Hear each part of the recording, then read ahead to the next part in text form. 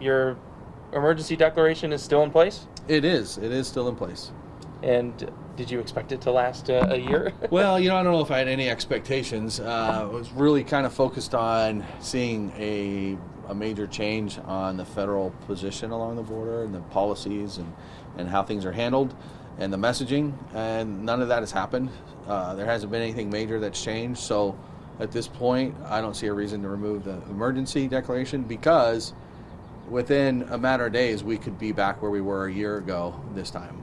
In your announcement, it said the emergency declaration allows Yuma to be opened up to some federal and state level funding. Right. Has any of that come in, or have any discussions been about kind of getting reimbursed for some of the costs the county and the city is taking because of it? So at this point, we haven't had a large need for that, because the situation did get wrapped up in 3 days as far as having people move through community in large numbers. So we haven't had to expend city dollars.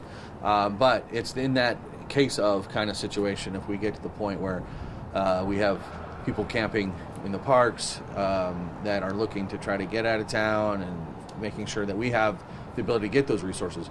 But really, the major thing about a proclamation like that is to make sure that we are telling the world this is not a normal operation, it's not a status quo for us. This is something out of control that we need assistance with. And another part of that declaration was the concern about the agricultural community. Obviously, this is a big season for ag, harvest season right now. It was that way last year when you made the proclamation. There were people walking through those fields, issues that farmers were having. Have some of those gone away with the containers, but then there's also other ag fields near other open areas of the border as well. What have you heard from the ag community in this past year? The containers have really cut off access to a lot of those fields that were just immediately there, and so that management of the flow has been beneficial to not just the ag fields, but some of the people who have lived along the border for generations. They stopped having people just kind of coming through their yards day in and day out. It's not necessarily 100% secure, but it does help relieve the volume that's going through those areas. So maybe some progress from last year? I think there's progress on flow, but we're still up year over year. We've had over 6,000 engagements just this last week.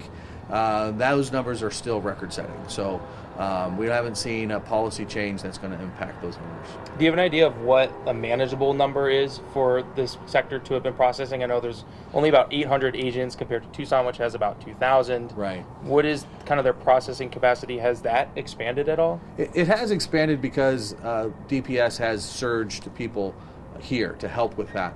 That's not a sustainable thing. I've been doing it for almost not quite a year yet, but eventually that's not normal process. You got to make those positions permanent, or you got to fix the problem. And really a number, I'd have to go back to historical numbers, which is like 50 people a day.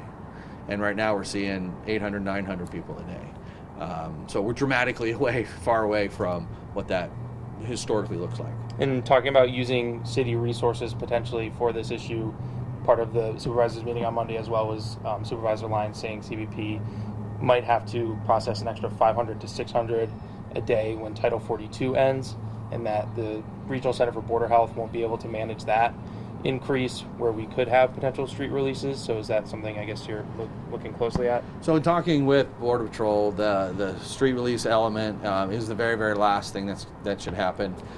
So I'm still pushing hard to make sure those things don't happen. But should it happen, we want to be prepared so that we are ahead of the situation and not behind it. In terms of just more resources coming, obviously there's been a couple things put down there at the border with the porta potties and the water, and there's that big tent that's up there now. Right. Is some of that stuff too with the coming from the county in terms of funding, or is that all kind of federal Border Patrol? I actually don't know who's funding that. Okay. It could even be nonprofits. Gotcha. I'm not sure. Okay.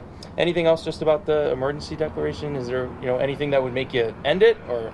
Yeah, I mean, I'm looking forward to ending the emergency proclamation. I don't really want to be in that status, but I need to see things that are positive and permanent changes that will impact those thousands of people that are coming through every week, that it reduces it somewhere back to a regular number. Obviously, the goal is zero illegal immigration, that all the immigration happens through the ports. We've never had zero, but we've never had thousands and thousands a week. So it's really about getting back to something that is less dramatic, more historical. I guess just lastly, emergency sounds scary, but humans have been living here for 100 years more. They should still feel safe in the community. Definitely. I mean, if you look at our crime numbers within the city limits, there's really no change in any of that. We're not seeing that. You're right. That word emergency seems to grab people, and people who come in from out of town, they look around the city and like, we don't see the emergency. Well, it's not about. It's similar to, say, a hurricane. If you know a hurricane's coming, and you're in the path of it, do you wait to prepare, or do you get out in front of it? You get out in front of it every time. That's what this is about. It's about getting out in front of it, making sure we're tracking it, we're doing what we can to be prepared should it end up having landfall. Anything else? No, I think all that's right. Cool. Thank you, Mayor. Appreciate your time always. Thank you.